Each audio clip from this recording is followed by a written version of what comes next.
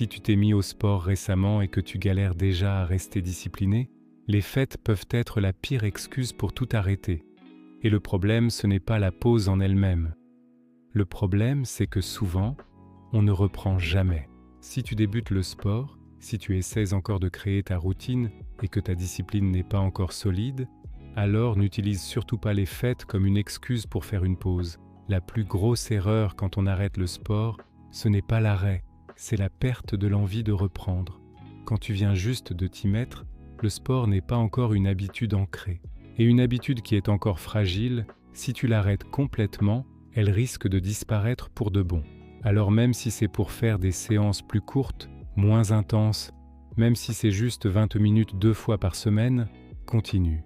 Parce que pour un débutant, garder le geste, maintenir le contact avec le sport, c'est bien plus important que la performance pure. Tu construis les fondations de ta discipline, et c'est ça qui compte le plus au début. À l'inverse, si le sport fait déjà partie intégrante de ta vie, si c'est une habitude solide que tu pratiques depuis des mois ou des années, alors une petite pause ne va pas anéantir tous tes efforts. Ton corps et ton mental ont une mémoire. Mais là encore, tout est une question de juste milieu. Profiter des moments en famille, oui, mais tout lâcher et tomber dans les excès pendant 2 semaines, non. Garde un pied dans ta routine, même de loin.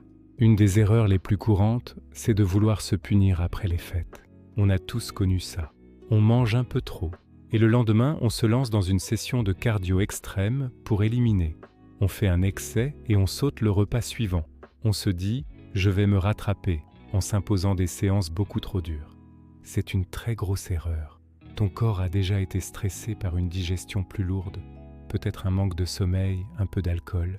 Lui imposer en plus un stress physique intense qu'il n'a pas l'habitude de gérer, c'est totalement contre-productif. Ça mène à une mauvaise récupération, une perte de muscles potentiels, une grosse fatigue mentale, et ça ne sert absolument à rien. La meilleure chose à faire, c'est simplement de reprendre ton rythme normal, comme si de rien n'était. Un repas un peu plus riche ne détruit pas des mois d'efforts si le reste du temps, tu fais les choses sérieusement. Parlons maintenant du vrai danger des fêtes pour les sportifs, l'alcool. On le sait tous, mais ses effets sont encore pires quand on a des objectifs de progression physique. L'alcool bloque la synthèse des protéines, ce qui empêche tes muscles de se reconstruire et de grossir. Il ralentit énormément la récupération, perturbe la qualité de ton sommeil et favorise le stockage des graisses, notamment au niveau du ventre. Si ton objectif est de prendre du muscle, d'être en bonne santé et de progresser, l'alcool est ton pire ennemi. Bien sûr, tout est une question de modération. Mais si tu dois choisir entre manger un peu plus ou boire beaucoup d'alcool, choisis toujours de manger plus et de boire moins. Ton corps te remerciera. Une autre erreur, plus silencieuse, c'est le manque de sommeil. Pendant les fêtes, on se couche tard, les rythmes sont décalés. Si tu en as la possibilité, essaie de te lever un peu plus tard pour compenser. Le manque de sommeil chronique fait grimper ton niveau de cortisol, l'hormone du stress. Ça provoque des fringales incontrôlées, ça anéantit ta récupération et ça fait chuter tes performances à la salle. Parfois, il vaut mieux louper une séance d'entraînement pour bien dormir plutôt que de s'entraîner en état de fatigue extrême. Et ce conseil, il est valable toute l'année. Un petit conseil très important, ne monte pas sur la balance en panique le lendemain des fêtes. Le poids que tu vois en plus, ce n'est quasiment jamais du gras. C'est surtout de la rétention d'eau, du glycogène stocké dans tes muscles, du sel et un peu de stress.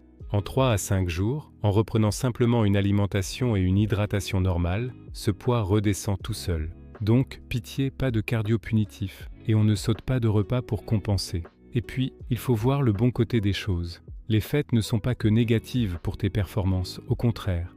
Pendant cette période, tes stocks de glycogène, le carburant de tes muscles, sont pleins à craquer. Tu peux avoir plus d'énergie à l'entraînement et même te sentir plus fort. Si tu gères ça intelligemment, tu peux même utiliser ces repas pour performer encore mieux à la salle. Bon, ce n'est pas une excuse pour se détruire non plus, on est d'accord. Alors, quelle est la stratégie simple à appliquer ? Avant ton repas de fête, essaie de faire un entraînement, même court. Assure-toi d'avoir mangé assez de protéines dans la journée et de bien t'hydrater. Pendant le repas, mange lentement, donne la priorité aux sources de protéines comme la viande ou le poisson, et fais-toi plaisir sans tomber dans l'excès permanent. Et après, retour à la normale. Reprends ton entraînement habituel, sans aucune punition, et concentre-toi sur ton sommeil et ton hydratation. Pour conclure, retiens bien cette phrase. Ce n'est pas ce que tu fais entre Noël et le Nouvel An qui compte, c'est ce que tu fais entre le Nouvel An et Noël. La constance gagne toujours. Pas la perfection, pas les extrêmes. Reste sérieux, profite intelligemment et surtout ne lâche jamais ce que tu as commencé avec tant d'efforts. Merci d'avoir regardé, abonne-toi pour plus de conseils et à très bientôt.